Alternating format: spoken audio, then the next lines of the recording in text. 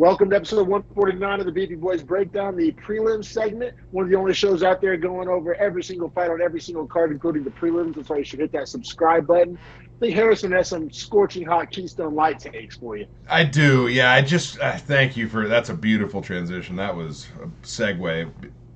Never been done better. Shout out to D-Mac. If you guys need a segue master, hit the man up. Not two wheels, but with the words. I didn't know Keystone was made by Coors. Didn't know that. Yeah, I did. Okay. This also, they made a deal in 2016. This is 2016 Real Tree camo print. That's the real 2016 pattern they released, I guess, according to the can. So, dude, I'm just, Unlike Bud Light, they know their target audience. Yeah, they're trying to keep the boys in the streams cold and keystoned. They can. No, Keystone's not bad. Bush is the Budweiser version of Keystone, and Keystone is the Coors Light. Like they're the D League affiliate. And then High Life is the shit league, the D League of Miller Lite. High Life. Do you see my YouTube video I released? Check it out on Drake Will Talk Down if you haven't. The beer reviews, like a shitty beer tier list, which makes sense. I drink a Pabst and you drink a Keystone. Shitty beer over here. Bro, it's so Miller bad. High Life's the worst. It's so bad. Bro, Miller High Life tastes like you're like gross Uncle Smells. Like you're like, it's like I don't even if you don't smoke a cigarette, it's gonna taste beer. It just tastes like gross alcoholic. Bro, that is the champagne of beers, and I cannot stand for your slander of it. It's awful. It's awful. All right. But you know who won? Shout out Hams. That's the low key. Hams are gas. Good city beer. Yeah, Hams is low key good, like for sure. But I guess we can dive into these prelims if you want, bro.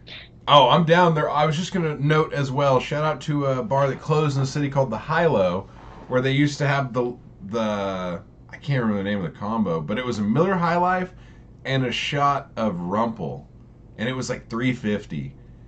And oh, dude, drinking those two things together is you're asking for such a bad day. Is Rumpel that like weird spicy shit that like bartenders be trying to like? No, that's for net. Rumpel is 100 proof winter mint liqueur.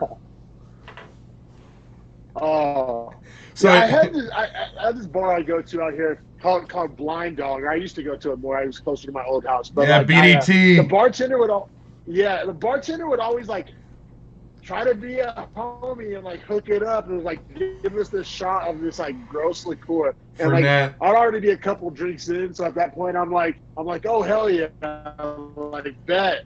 It was like a darkish color, like kind of reddish, like reddish brownish dark. Yeah, and I would always just go from like hell yeah, thank you to like as soon as I'm leaving, like completely threw a wrench in all my plans. Like I don't know, thanks but no thanks type of deal. You know what I mean? It's just like I probably should have just said no to them. Like that did not make my night better. Like that did not make me like have more fun. Like. You're like, hey man, thanks. I appreciate you trying to hook it up. I appreciate the free liquor, but like that was the wrong liquor. You know, like if that's what the free is, then I don't want it. Like you can keep it. Or there's a time I went to Venice Beach, California, like famous LA beach, and we just went to this random bar, this like touristy bar, and it wasn't very busy. And we went in there, and the bartender was like, I graduated law school today. Let's take some shots. Grad school, not law school. I graduated, and she started pouring the biggest double shots of like well whiskey, like gross well whiskey. And it was the only thing. Here on Venice Beach, this is probably like $25 worth of liquor. Even the cheap, like shitty well liquor, like like LA prices. Like, I appreciate you trying to be cool and have a good time, but like the double shot of Will Whiskey, it was the daytime. The sun was still out. Oh I my don't know if this god. is like what my day needed. I don't know if this is like the route I'm trying to go down. The double shot well whiskey route with the sun still out. Thanks, but no thanks. Bartenders, when they think they're hooking it up, sometimes they're not. Like, how about just the free beer? How about that? Free beer would be a lot cooler of you. Hey, so the audio is good, but the camera still is just a little choppy. Do you want to refresh the call? Do you want to leave it and rejoin it, or do you just want to push through? Because like the audio is fine. It's just the video is a little chopped up. If the audio's fine, I say we keep it rolling. Fuck it. I'm more concerned about that. That whenever I'm talking and you can't hear me and we have the awkward pauses, I think that sucks. I think if the viewers see a screen lagging a little bit, they'll kind of understand what's happening. You know what I mean? I don't think it's too. As long as the conversation's flowing, you know what I mean? I think we'll be good. Yeah, word. I'm about it. Anyway, we'll start it off, man. Women's flyweight, JJ Aldrich, Montana De La Rosa. I believe Montana De La Rosa minus 150, JJ Aldrich plus 125. Is that correct? Correct. 1,000% correct. I'm pulling up my women's flyweight tier list, and they're in the second to worst tier. So that explains their curtain jerk and both these. Placement. This was a fight where I didn't bet it simply because I don't believe in either girl to be able to win a fight, nor do I want to watch either girl fight. Now, all that hate being put out there, these two actually put on a pretty good fight. It was pretty entertaining. Yeah. Like they were striking the shit out of each other. It was and no takedowns, which was not what I thought would be the case. Never thought JJ Aldrich was going to keep it on the feet. No, I agree. This fight ended up being way more entertaining than I ever thought it would have been, which on a prelim curtain jerker fight, that's all you can really ask for. Yeah, it was a no bet for me as well. Round one was pretty close. I gave it to De La Rosa. No judge did. So I don't think we have to go round by round necessarily, but like I thought De La Rosa, the counter combos, I liked them. Maybe it was just like a subjective thing. Like I like how she wouldn't just throw one counter punch. She would counter with like a 4-punch combo and like decently effective. Obviously not like fight altering. She landed a couple of head kicks that were like partially blocked. Like none of them were like game changers, but the head kicks were being thrown. Granted, Aldridge was marching her down and landing that jab the whole round. So neither fighter got like a knockdown or a super definitive moment. I thought it was pretty subjective. I was pretty surprised that every judge went Aldridge, but like I'm not saying it's egregious or anything. I thought it was just kind of a 50-50 round. So I fully agree with you. I thought it was a really close round. I thought Aldrich landed the better strikes and won the damage battle that way. So I gave it to her 10-9, but I thought it was extremely close. And then if you knew the strike numbers like we do at home when they put them on the screen, Montana De La Rosa won 19-17. So it's not like one girl was massively outstriking the other in any facet. It was just I thought Aldrich landing a little cleaner. So, I gave her round one. But like you just said, definitely could have seen a judge giving De La Rosa round one, especially considering they have the one perspective to watch from and not the omniscient camera that we get. So yeah, for sure. All that in consideration, was pretty surprised about that. Now, that being said, I also thought this was weird. As the fight progressed, DC was like very openly like, oh no, JJ Aldrich is winning this fight, no question. And I thought like, that's kind of wild of you to just be that confident. Because it was after the second round, he was like, oh no, she's up 2-0, no question. If any judge doesn't have a 2-0. And told her too. It was definitely like a pro JJ Aldrich like commentary. Like I think that's fair to say. Like if I was like Montana De La Rosa's like brother or husband or something, I'd be pretty salty about it. Like the commentary was like pretty in favor of Aldrich. Now, granted, Aldrich ends up winning 30-27, so they kind of get vindicated. But in the moment, I was like, damn, do I need to watch this without audio? Like, am I like, is this like being fair? Like, like my eyes were telling me this was a very close fight. And then my ears are telling me that, like, one person's running away with it. Like, so the judges saw it how they did. So maybe there was something different about being there. Like, maybe when Aldridge would land, you could hear a thud or something that wasn't necessarily translating through the screen, perhaps, like trying to give them the benefit of the doubt. Fair point. But, yeah, because I thought the next two rounds were competitive. Now, round 3, I thought, was pretty clearly Aldrich, actually, out of all of them. And I thought 2 was more so The hers. damage was starting to compile. Right, like I think she actually 2 and 3 were separated. Aldridge. Yeah, I thought she separated round by round. That got better and better, or further and further apart. But that being said, I was not going to be surprised to see a 29-28 and to hear DC just openly say like she's up 2-0. If some judge doesn't have her winning this fight, that's crazy. He's like, I'll walk out. It's like, damn, it's that egregious? Like I've seen way more egregious scores. No, I agree. I agree for sure. I agree, man. But yeah, Aldridge gets a 30-27 win, cashes as a plus 125 dog. Like I said, I don't think that this fight really did much for her. I mean, granted, there's some young flyweights that she could fight next that like maybe mildly interesting. Like, and I don't have my Tapology pulled up, but like an Natalia Silva, I don't know if they've already fought or not. I don't think they have. But somebody like that, like maybe just to get these young fighters, maybe like get them going a little bit. But yeah, I mean, I don't want to spend too much time talking about JJ Aldridge, with all due respect, even though that's the most like backhanded thing I could possibly say. I will agree with you. Yes, absolutely, word for word, agree. But that being said, I mean, losses to Lipsky and Aaron Blanchfield, but wins over Jillian Robertson, Leanne Na, and Montana De La Rosa. I mean, I think there's a middle ground between the Blanchfields of the world, the girl she has the win over, and the decision loss to Lipsky. Lipsky's about the level she should be fighting at. It seems like they've made her fight either girls that are close to her way level. Too hard or way too can. Right, yeah, exactly. The thing is, there's just not, it's not like men's bantamweight. Like, there's not that many flyweights. Like, there's a pretty clear line in the sand, at least in my rankings, of like where it gets like really good. Like, above the Aldriches and De La Rosas of the world, like I said, you got the Jazz DeViciouses and the Natalia Silvas, but after that, I mean, I got the Lauren Murphys, the Karine Silvas, the Araujos, the Casey O'Neills. I mean, there's a pretty definitive line. There's like the haves and have-nots in women's flyweights. You know what I mean? And I think she falls on the have-nots, unfortunately. Like, I could see a Jazz DeVicious Aldrich fight, in which case I'm betting on Jazz DeVicious 100%. Yeah, no, I agree with both of those statements. But, like, I just don't think she has what it takes to crack that upper echelon. Or even the mid-tier, like I said, the Casey O'Neills of the world, the Araujos of the world. No. I mean, the girl's 13-6. Like, let's not be rude, but it's not the best, like, MMA record. No, I totally agree. Man, let's keep it pushing here to some bantamweights. You know we love the bantamweights here on the breakdown. Richie Long.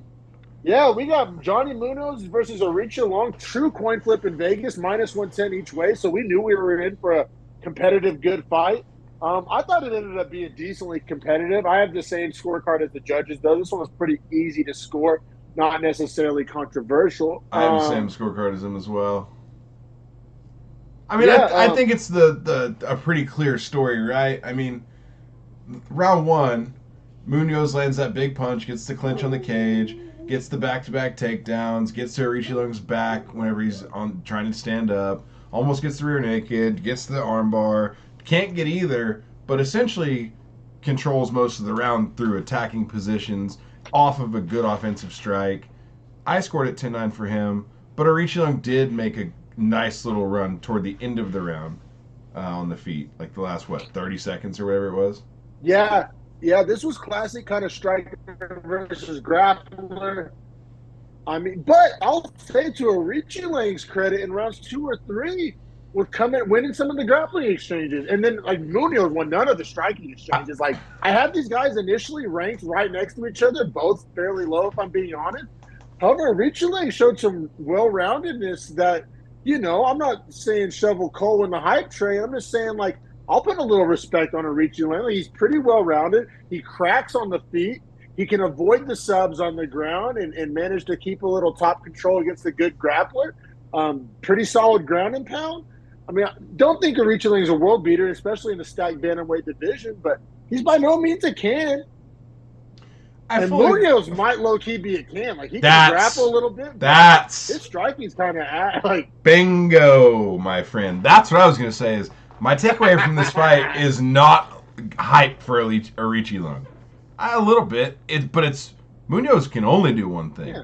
And he tried it, missed his opportunity, and that was it. You can only do one thing. He pulled guard like 4 times and never did it work.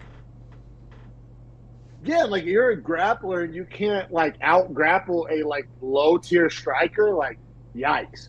I mean, man, we beat this drum to the death, and I'm sure, give it 6 months, the mainstream MMA will start saying the same thing. Jiu-jitsu guys that can't offensively grapple don't matter. Yeah, or low-key that can't strike. Like, but if you can get takedowns and you can get subs, that's one thing. If you can't strike and you can't get takedowns, how did you expect to win this fight? Like even Paul Craig, granted, it's a bigger weight class, kind of hard to compare, but like nobody's like wanting to get hit or like willing to just eat a shot from Paul Craig. Like he's a big, strong enough guy that like, you know, I'm not saying he's high level striking, but like you have to respect it enough. A guy like Munoz, especially at bantamweight, where you don't have to worry about the power, it's like, all right, dog. Last time I checked, we don't have gis on, so like, you know, right? Like what's really the threat here? Yeah, right. Well, and we'll see that in a fight coming up. We'll see a little bit of that in the Mendoza Manis. Oh yeah, we're gonna get to that. This ain't jiu-jitsu. We're gonna get to that for sure. But I mean, before we push on from this fight, I do just also want to bring up the point that once Arichilung defended the takedowns, or once he was able to defend them, this fight was effectively over because Munoz could not strike. I mean, just literally could not strike, man. It was like hard to watch. Yeah, you could completely agree. What do you do, like Arochilang Dan Argueta next, or Arochilang Hayoni Barcelo, something like that? Like just like another kind of low end bantamweight fight. I don't even know, man. Like I'm kind of at that point with Arochilang. Like you can give him a high end DWCS guy. Like if there was like a stellar bantamweight performance recently, I think you could have a Arochilang fight them. Because the dude doesn't present the hardest puzzle to solve, if I'm being fair. Yeah. All fair. You're right. Probably just use him as against like a debut guy if we're being honest. And like, it's no offense to him, but like, he probably doesn't have a like big name value of any sort. Like, they probably don't want to build his brand. He has L's. He's a minus 110 against Johnny Munoz, who we look at as a can. So, yeah, I just don't think the backing from the brand is there for Arochilang. Yeah, fair enough. We'll keep it pushing here. Good win, 29-28, unanimous decision. Round 1 to Munoz, rounds 2 and 3 to Arochilang. We both saw it that way. All 3 judges saw it that way. No need to get bogged down in the weeds there. We'll keep it pushing to some straw weights. We got Vanessa Demopoulos versus Kanako Murata. And, man, I both regret and don't regret, like, not betting this. Because I did have Demopoulos on my list of, like, dogs to watch. I didn't bet it. But when I sent you all my picks, I was like, Demopoulos at 280 value, like, I don't have her that far below Murata to make that money line make sense according to my ranking, is how I saw it. Yeah, and my dumbass, out of the 3 dogs to watch that you had, I took the 2 that weren't Vanessa Demopoulos. Yeah, as did I. But yeah, Demopoulos, she's not a world beater, but I thought neither was Murata, and I believe Murata's coming off a long layoff. So I just didn't understand where Vegas was getting this minus 355, just one-sided landslide money line. I just didn't see it that way. I do think from a perspective of, I mean, how this fight ends and what comes out of it, robbery question mark is on the table. Oh, that's why I phrased it the way I did, because, like, on one hand, I mean, I think we let the cat out of the bag. Demopoulos wins this as a big dog, cashes, and if we would have bet it, the ticket would have cashed, but I scored it for Murata. So that's what I mean by, like, I don't have that big of regrets, because I would have been sweating my ass off, and it would have been a gift from the gambling gods if we did cash that ticket. So now, okay, so yes, so Demopoulos wins the first round of my card. Do you have that as well? Correct. Those knees to the body were gnarly. Every time she got taken down, she stood up real quick. Or was the elbows doing from the bottom. Yeah, those were impactful, I thought. Yeah, they were something. They were something, especially combined with everything else I said. Now, Murata did get 2 takedowns in the first, did nothing with them. So In I fact, give probably round took one to more Murata. damage from her takedowns than anything else. Like, met a control position, but was losing damage battle. So it's like, yeah, if you're on the fence eating knees in a clinch standing, I'd be scoring it for the guy landing knees. So it's kind of how I feel like you got And, to look at it. well, and this fight all comes down to round 2 because it echoes a lot of those sentiments, Hundred just even percent. magnified even more. Because how do you score a round? Like, just we'll leave names out of it. One fighter gets a takedown with 4 minutes of control and a small amount of ground and pound. Nothing impactful, but enough to keep the position, and it's not nothing. Versus one fighter on bottom landing like 25 elbows from bottom, but they're And landing clean and and throwing they're up causing damage. sub attempts and different kinds of guards like rubber guard and going for omoplatas from it and stuff like that. So kind of some dangerous jiu-jitsu transitions and damage. Yeah, yeah, fair. So I kind of stick my foot in my mouth, kind of contradict myself a little bit in round 2. I give round 2 to Murata, but I have in my notes like Demopoulos definitely won the damage battle. It's funny So you when say we say that. I robbery, have that like too. I have that exactly. Like I scored it from Murata, and I literally have in my notes. Demopoulos probably wins the damage battle off her back, but the over 4 minutes of control time is just undeniable in my head. and it wasn't. I'll say this: if it was purely snoozy, like women's grappling, snoozy control, clinch on the fence, horse shit, I give it to Demopoulos. Like I thought Murata was doing like just enough by a nut hair, but like did just enough. Like it wasn't only grappling. There was some strikes being thrown, had to factor it in. But like at the same time, the judges end up giving this to Demopoulos, All three. and which is wild.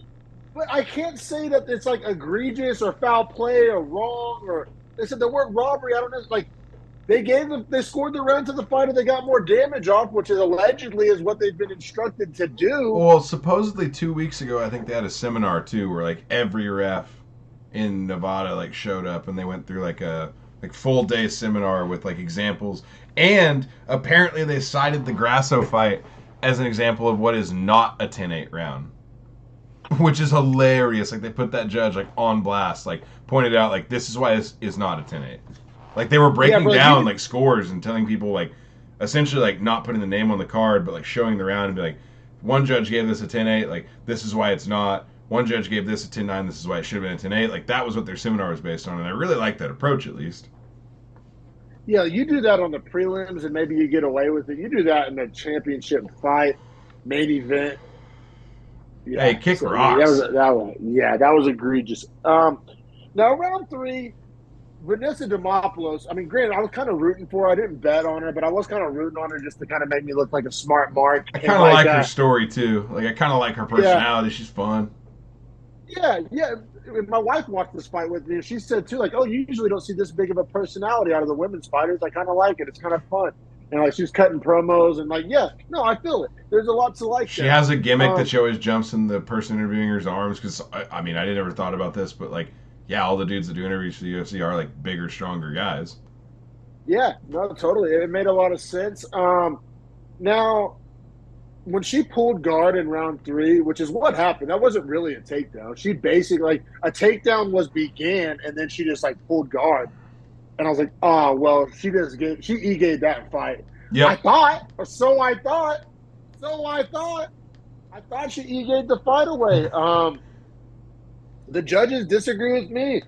But yeah, I mean, once again, literally like what, 4.5 minutes of top control, a little bit of ground and pound from Murata. She was avoiding the subs from Demopoulos.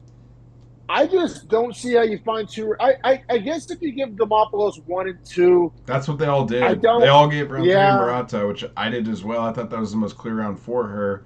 And I do have round 2 as a competitive close round in my notes. So I get it, but I'm very surprised all 3 went for Demopoulos. I think that put an emphasis on what damage is it's damage means a whole lot more than control. I hope that doesn't mean we see a lot more people pulling guard. That would suck. Yeah, Demopoulos ekes out a win, potentially a gift, plus 280 dog. Woulda, coulda, shoulda, regrets. God damn, that would have been nice to cash that ticket on a weekend where we ate dicks on our other bets. Jesus. But we'll keep it pushing to some flyweights. We got Nate Manis, plus 220 dog taking on Matus Mendonça. I would love to know the overlap there, how a name's popular in Brazil and Poland. Like Matus, like Matthew. really, yeah. Matthias. Is it just like, but like the Portuguese and Polish overlap? Like, I don't. it's guess. interesting. I'm not saying it's bad. Like, I don't dislike it. I just find it interesting. That, you know what I think it is? If a guy's named Mateus, like he's either going to be Brazilian or Polish. Like, what's the weird combination? Is it? Think about it. You know why? 1940s. Yeah. You know why? Yeah. You know why? Yeah. Shout out Argentina. You know why? You know why? Yeah. Well, we're talking about Riverwicks, the Argentinian. Talking about Colonia Dignidad. No, they don't have Nazi artifacts there. No, it's not white people. All right, but all right. So Nate Manis, kind of what would you call that? A journeyman. He's bounced around bantamweight, flyweight, had some good wins, had even some good losses. You could argue. Mendonça's only 24 years old. Kind of like, I think he's a contender series guy that they went up. He has the blue hair gimmick. He's a guy that I think they could see being like somewhat of a marketable flyweight. I don't know. Interesting on the money line. I didn't necessarily see it. Like, for example, I have Manis ranked one spot ahead of Mendonça in my flyweight ranking. That wasn't enough for me to make me bet it. Maybe it should have with that value at plus 220. Oh, bro, that's when you have to bet it. If they're even, but you're getting double money, you gotta bet it. That's what the Billy Walters book would say. Yeah. So I'm still figuring out this power rankings betting type of scenario. We're dialing it in. Damn it! I should have fucking fuck. Yeah. Fuck. Yeah, that's clear now that you said that. If they're one apart and he's plus 2, fuck. Yeah, I fucking shit the bet on that one. But that's me too. Man, I reviewed the picks. But Mendonça, especially if you would have told me that Mendonça was going to do his best Ryan Hall impression and just eat nukes while attempting leg locks. Bro, it's Ryan Hall's special. It's like he forgot that it wasn't. It's like he fought like it was a jiu-jitsu match, rather. Like, hey man, this is mixed martial arts that we're doing. Like, this isn't Mikey Musumeci out here. It was crazy, man. Like, it was like Mendonça was trying to play a chess match, and Manis just picked up the board and just smashed it over his head and was like, "We're done." Yeah. No, that's a fair description. Like, Mendonça just kept attacking the legs, and like usually, right, a guy will attack the legs. He'll eat a couple of bombs and be like, "Oh shit, yeah, this isn't jiu-jitsu. Like, let me try to do something else, get back to my feet, whatever. Use it to sweep." And Mendonça just literally never, like, there was no plan B. Like, there wasn't even like a game plan. It was just like, oh, I'm gonna go leg lock this guy. But it's like, he was eating nukes. Like, I mean, to Nate credit, he's a 5'10" flyweight, and he's a 5'10" flyweight, and he almost Kevin Holland jockerated him. Like, he was almost knocking him out from his butt. That's what it felt like. I mean, you could see one shot he like threw that like left from his like literally from his back, like pretty much lower back like butt. Yeah, like sitting position, and rocked Mendonça and then hit him again, and then that's when he transitioned to being on top and just completely put him out. When like Felder pointed out, there was a point where essentially he had like a flash KO and then like woke him up by punching him again. It was crazy. He like bounced his head off the floor. That was like right after the sequence I was talking about, like right when he got on top, like he like knocked him out and then woke him back up. Yeah, I mean, credit to Nate Manis. I mean, once again, I don't know what to do with this win. So he ends up getting a knockout. Like I said, I wrote in my notes just reminiscent of Topuria versus Ryan Hall. Like, that just was in my head the whole time I was watching this fight. One guy just attempting leg locks, just getting his head dribbled off the canvas. But, I mean, it's a big win for Manis because any win would have been, he was flirting with getting cut. But, I mean, he, a 24-year-old, a flyweight, he called out CJ Vergara, which I actually really like the call out because it's like a gettable fight. Perfect call out. I could see Edgar Shirez getting the fight though with Shirez's recent run. Yeah, and Dana seems to like Shirez for whatever reason. Kid's a dog. CJ Vergara makes all the sense in the world to me. I had him ranked 2 spots above Manus on my rankings. I don't want to say it's a name, but it's a bigger name than Manus probably, and a bigger name than Mendoza, that's for sure. Probably works him up the card a little bit. Maybe it could be like a featured prelim or something. Yeah, I mean, I thought he did my job. I don't want to spend time. I'll honor Manus' call because it was realistic. It was a good call out. It was a achievable, realistic call out, and I'll reward that as much as I can. Shit, I'm down. I'm down for Manus Vergara. Let's run it.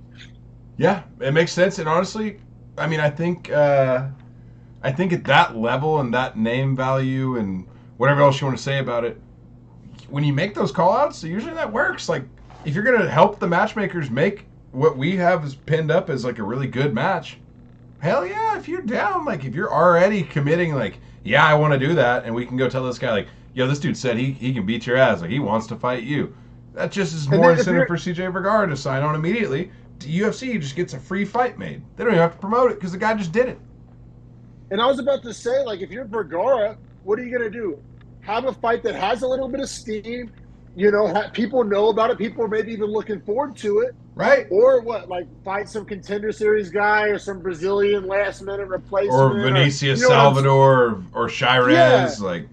Yeah. Like, you might as well. Nate Manus has been around. He's fought like Manus fought Umar. Like, Manus is like hardcore UFC fans know who Nate Manus is. Like, they know who CJ Vergara is. Pretty much, if they don't fight each other, they're going to be fighting somebody who nobody knows. So I think it makes sense for both parties. Yeah. Yeah, good call out. Good call out. Now, I want to keep pushing because this next fight, women's strawweight, we have Diana Belbitsa, which I love how you say her name like pizza, you know what I mean? Plus 125, Karolina Kowalkiewicz minus 150.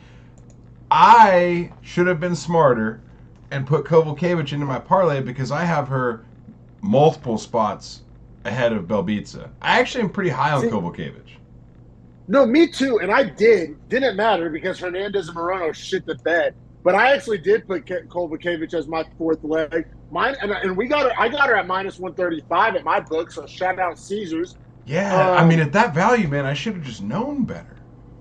Because I had Kowalkiewicz so many tiers above. Yeah, this is literally like a tier 3 versus like tier 6. I have Belbitsa in my last tier, down there with the Ashley Yoders and Shauna Bannons and Hannah Goldies of the world.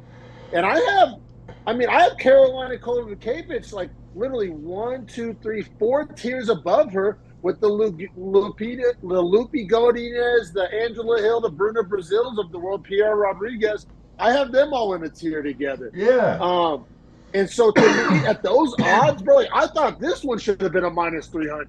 You know what I'm saying? Like, so when I fumbled the Manus value, but I did apply the metric to this, you know, and I came out smelling like roses. Like, this is how we got to use the list. Right. No, you're exactly right. And this is where I'm saying where I fucked up is that I agree. Like, it sounds like we have the same, like, Belbitsa is in my bottom tier, essentially. Well, maybe not the very bottom, but close to it. No, she's in my very bottom, my bottom 5, literally. I had Belbitsa. Yeah, and then like you just said, I have Kowalkiewicz in my 3rd tier. You know what I mean? Yeah.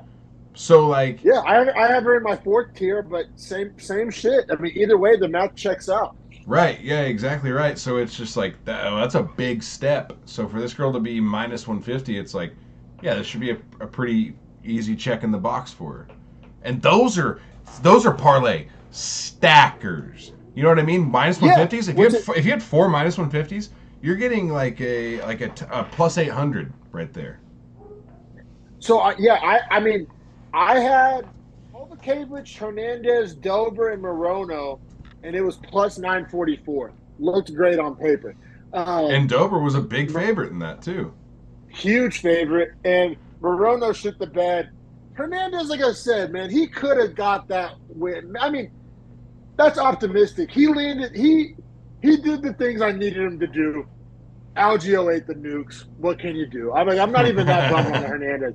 I'm bummed on the Morono pick because I look like a fool. Hernandez, like, I didn't think he would outpoint Algio or out cardio him. I thought he would crack him a couple of good times, and he did. So, like I said, like my kind of mental simulation kind of played out on the Hernandez one. I'll hold that out. Like, I'm not ashamed of it. I just want the Morono one. I just want to make a quick note, just out loud for us, right? So, like we said, based on the rankings we have established, Manis should have been a pick, right? Based on the value we were being given. Kovacevic should have been a pick based on the value we were being given. So, keep this in mind: plus 220, minus 150. Then, I mean, you could argue Dober there if we're gonna do a 4 to 5 legger. Dober was a lot. Right. Dober was a lot. So minus 395, and then, I mean, I don't know that. Well, you know what else? If we had a book that would do it, the under on the Green Dawson fight, and that's a minus 140. Yeah. So if you're looking at that parlay, like, or even if you throw Piper on there at 355, like, at that point, right? I think that's like a super sick parlay, and it's pretty locked up if you consider it from our rankings perspective. Hey, Caesars, next week we're coming, motherfucker. Yeah, I fucking want it back. I've talked myself back in. I'm back. I see the board. For sure, bro. But, I mean, we're not spending too much time breaking down this fight just because, I mean, it was 30-27 Kovacevic. I thought it was interesting. I mean, she was able to do whatever she wanted. In the first round, she got 2 takedowns. And then pretty much the whole rest of the fight, she was able to outstrike her. So pretty much, like I said, wherever she wanted to take it, she was finding success. In round 2 and 3, the uppercuts from Kovacevic were sick. She'd go jab, uppercut, which proves why we're so down on Belbita. Bro, she ate the same combo like 40 fucking times. Also, you know, fighters fight, you know, chin tucked. She fights head forward like this. Dude, it was like weird. I was like, she's like looking like upwards, using her forehead as her first like line of defense, and I was like, hey lady, you're laying your jaw out for an uppercut whenever you're doing this. Bro, the jab uppercut, I mean, credit to Kovacevic, but she's like when you play your little cousin in Mortal Kombat, they just spam the same move over and over. I mean, it was everybody in the stadium, you know, that's kind of like a football saying, like, oh, everybody knew they were going to run it on that 4th and 2. Everybody in that stadium, like, everybody. I mean, if you've ever watched MMA before, you're like, oh, she's going to jab uppercut. And then Belbita would just eat it clean. And like, she would like block the jab and eat the uppercut. It's like, if anything, block the uppercut and eat the jab. Eat the jab. No, bro. I mean, I don't want to say I'm out on Belbita because I literally had her in my bottom tier, like with the fucking Hannah Goldies of the world. Like, and I don't, like, I mean, I called that one. Like, shout out to the list and the tiers. Like, and shout out, I mean, we really had this fight dialed in. Like, we had, I mean, we took a lot of L's. I'll celebrate our win. Like, we figured this fight out better than Vegas did. Like, it went down like how we saw it, not like how they saw it. Yeah, and I will say, too, anything that's minus 180 or, like, down, so minus 180 to minus 110, whatever you want to call that, slight favorites, if we start nailing those, that's parlay sick. Yeah, that's where you start making money, is when you start nailing slight favorites. Like, guys that Vegas thinks can win, but can see their opponent winning, but we know the truth of the matter is that favorite's locking it down. Which that's exactly describes this matchup, man.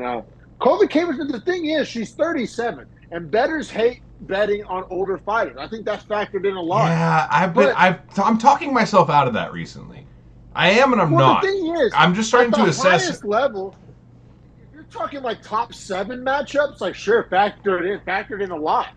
But if you're talking lower tier, or especially like a proven fighter versus a can, like like Tim Means. Like, what was it? Tim Means Fialho. Fialho's kind of sucks. And people didn't want to bet him because he was old, but like Tim Means doesn't suck. Like, say what you will about it. Like Tim Means and Kovacevic are the same person. They're the same fighter. Like, older, not world beaters, but very proven and not ass. You know what I'm saying? So if you're matching you up with a fighter who's like basically sucks, it's like, yeah, you may be 37, but I know you don't suck. Like, you're not bad at the sport of MMA. Like, you know what I'm saying? Yeah, exactly right. Yeah, like, for instance, if you were going to tell me that you were going to have, like, fucking Kurt Hollabaugh fight Jim Miller, well, I guess Kurt Hallbaugh is pretty old. If you're going to have Jordan Levitt fight Jim Miller, I'm not just locking in Jordan Levitt because he's that much younger. Yeah. Yeah, there's you can hunt value there betting on the older fighter. Like you'll get points for betting the older fighter. That's like a good Vegas point. will almost any look aheads you want to do to next week, or you want to wrap it up? I'll leave it in your court. Let's just see what we got next week. We have Barbosa and Yusuf Sadiq Barbosa. Yusuf, right? Yusuf minus 165. I mean, do we want to do maybe just a quick little look into our rankings? I have mine pulled up. That matches up exactly with my ranking. I have Yusuf 2 spots ahead of Barbosa. Probably a no bet for me unless we find a prop. Probably a good no bet there then. Keep it pushing. Jennifer Maia, Viviane Araújo. That's women's flyweight, right? Yeah. Maia minus 145, Araújo plus 120. Let me see here. Araújo versus who? Maia? Yes. And what's the odds? Minus 145 for Maia, plus 120 for Araújo. That's about how I see it, but in a good way. Like, I may bet that. I have Maia ranked 4 spots ahead of Araújo. I have a Maia, Cortez, O'Neal, Araújo is how my rankings stack up. And remember, Maia looked fantastic in her last time out. She looked like she was trending upwards. Like she looked better than we've seen her. Beat Casey O'Neal. Before that, beat Marina Moroz. And took Chikagian and Fiorot to decisions in those losses. So losing to top my literal top tier girls in decisions and beating girls, in tier 2 or 3, it sounds like she is a good bet to beat Araújo here. Minus 145, which you're talking about the small favorites. Like, that's not a no bet. I'm not saying it's a lock, but it's not a no bet. I'll consider it. I'm just saying Araújo coming off losses to Amanda Ribas and Alexa Grasso, both decisions. Got a win over Andrea Lee, who I'm super down on. And then she has a win over, or then a loss to Chikagian, and before that a win against Modafferi, who I'm also super down on. So I'm just saying trends and how I look at this, and like Maia being closer to Chikagian's level and Ribas's level. I like Maia here a lot at minus 145. I think that might be one to go ahead and put the star by for your boy. Okay, yeah, no, I like Maia there. Here's a fun one. Well, I guess we can just do the main card real fast. Here's a super fun one that we've literally called for maybe 5 times in the last year. Bantamweight, Jonathan Martinez, Adrian Yanez, minus 110. Yeah. Oh, just literally coin toss. Yep. And I have them right next to each other in my rankings, bro. It's crazy. I mean, probably a no bet for me, unless like, do you feel strongly? Like, what's your thought? Probably a no bet for your boy. Well, the line opened at minus 110, and there's been 0 movement on it. It's a no bet for me. That's bro. And the reason we've called for that fight so many times is because we know it's such a fire fight. Like, that's a close fight. I mean, gun to my head, I'll probably pick Martinez. He seems a little more well-rounded in the aspect of Yanez is basically a boxer, and Martinez has great kicks. So, like, there's a way, you can use that to your advantage if you're Martinez. So, like, gun to my head, I'm picking Martinez, but at minus 110, like, what's the incentive? True. Like, why, All right. Daniel Lacerda plus 210, Edgar Shirez minus 260. You said Shirez and Lacerda. And they had the no contest, remember? This was the no contest from Noche UFC. Like, they already were in a fight. That's sick that they ran it back like 2 weeks later, though. That's sick. Yeah, no doubt. I mean, I love Shirez in that. I mean, I have Lacerda. I mean, call me crazy. I have Lacerda literally ranked last in my men's flyweight rankings. Like, dead last. Below Shannon Ross and Benicio Salvador. Yeah, he's gotten finished in all 4 of his UFC fights. Jeff Molina, Francisco Figueiredo, Victor Altamirano, CJ Vergara. And none of them have made it past, like, pretty much the halfway point of the fight. I mean, one has, but 2. One? No, one. The Vergara KO came a minute and a half after the halfway mark. And Molina, I don't believe, is signed to the UFC any longer, so it's like... I don't think Francisco Figueiredo is either. That's what I'm saying, bro. So and Altamirano's pretty low in my rankings, too. all things I considered. agree. Yeah, I have him like right above Vinicius Salvador. No, I agree. I think a little Shirez Maya two-legger isn't sounding horrible. Probably Our, gets a halfway decent return too. I like it so far. Now let's just round out the main card here, and then we can call it and hunt value later on the rest of it. Um, Although there are some like, dude, Chris Gutierrez, Alatang Heli. I gotta see the odds on. Anyway, Christian Oh, Rodriguez. me too, bro. I'm literally want to bet. I saw that matchup and I'm like, I want to bet my fucking Carno on Gutierrez. Yeah, me Like too. that's not Me even too. like a It's not even matchup. close. That's a Dover Glen matchup. Like this shouldn't be made. Like what are Yeah, we doing here? that's like tier like 7 or 8 versus like tier 2 or 3. Yeah. No, I agree, bro. That's we'll have to peep the odds. If it's anything under minus 400, I'm minus 500. I might go on a parlay. I mean, yeah, if we're talking like a 5-legger that's just stacked out, I mean, sure, I'm here for it. Now, all right, rounding out the main card, Cameron Simon plus 115, Christian Rodriguez minus 135. That's actually really close, but I kind of like the Simon value we're getting here. Simon opened plus 140 though. So public money coming in on Simon makes me nervous. Simon versus who? Christian Rodriguez.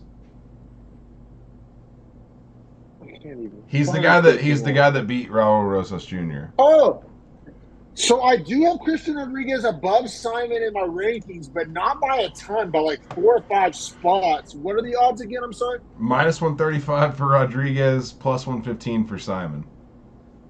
See, I kind of like the Rodriguez minus 135. Yeah, but Simon being a southpaw, I kind of like, and not being an idiot as much as Raul Rosas is.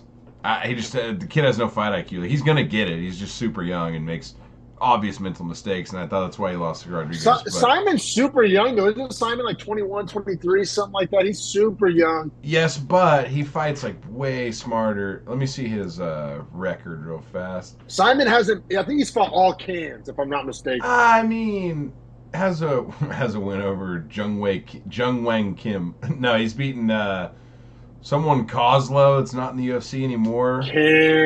Got a majority decision over Mana Martinez. And then has a KO in his last fight over Terrence Mitchell. The ultimate can. Yeah, he's the can crusher. That's why I'm just like I'm holding out. Okay, you might have walked me. Yeah, in the plus 140 open with the public money pouring on Simon because he's the 9-0 pretty name. You might have sold me back on Rodriguez. And the minus 135 is a banger of a builder. And I remember the podcast after C-Rod beat Rosas. We're like, man, C-Rod's like not too shabby. This guy's pretty fucking good. And then also not for nothing, Darren Elkins plus 160, TJ Brown minus 190. Oh, what? Brown is favored? Yeah.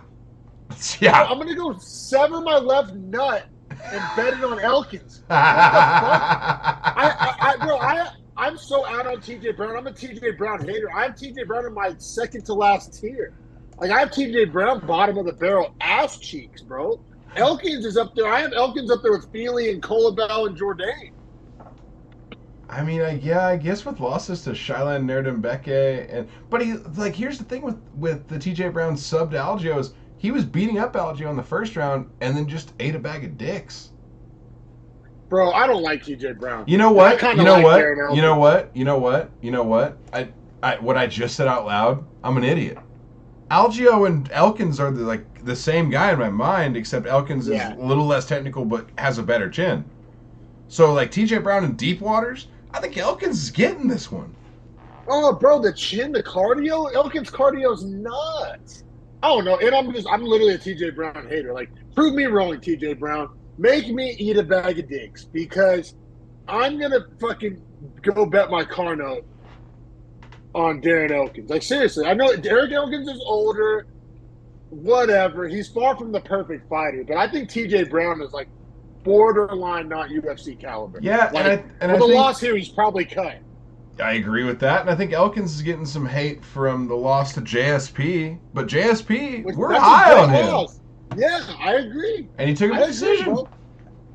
Are you saying Elkins is really getting plus money? Like, you're not fucking with me? I'm dead serious plus 160 right now. Let me see what it opened That's a straight bet. That's a straight bet for sure.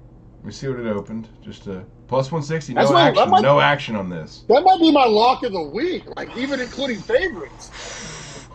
Oh, I'm letting it swing, dog. I'm just ball washing Elkins here, but no, seriously, I really feel that way. It's All more right. so I'm out on Brown. So it sounds like we have a pretty strong little stacked out parlay already built. Let's go. Also, Chris Gutierrez right now, from what I'm seeing on Best Fight Odds, minus 175 against Halatang or Elatang Heli. That's We might all need day. to get that number early. Yeah, that's even if it's a straight bet, even if we haven't evaluated a full parlay from that card, like just get that value, secure that value for us. Yeah, that's Alating Haley is just not it. That's absurd. I mean, bro, if we can fetch that value, sounds like we're pretty locked in on the ones we want. I mean, I'm down if you want to, hit the casino in the next couple days. I'll send it. We can lock it early. Just to get the value? Yeah. Just to get the value?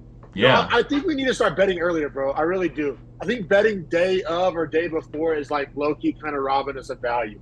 I agree with you, especially on parlays where that value stacks so greatly.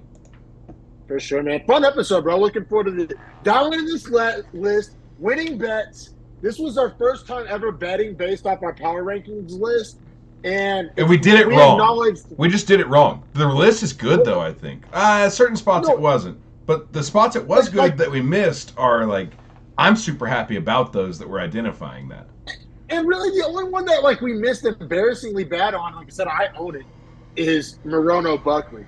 Like I said, I can live with the Hernandez loss. Value-wise, we fumbled Nate Maness, but besides that, man, you're right. It wasn't too off, man. Like I said, I'll live with the Hernandez L, but the Morono one's really the only one that was, like, way off. Well, I guess Dawson and Green, but we didn't bet it, so we knew it. We knew that much. I'm pretty juiced off this parlay we've just built. I'm actually super juiced about it. Yeah, might need to lock it in early, man. Looking forward to it, brother. Appreciate your time, man. Subscribe, please. We've been grinding for fucking 3 years on this channel. It's not where we want it to be. We're putting in the time. We're putting in the effort. We got some new subscribers this week. I'm super thankful for it. Just please, like, hit that subscribe button. It helps us more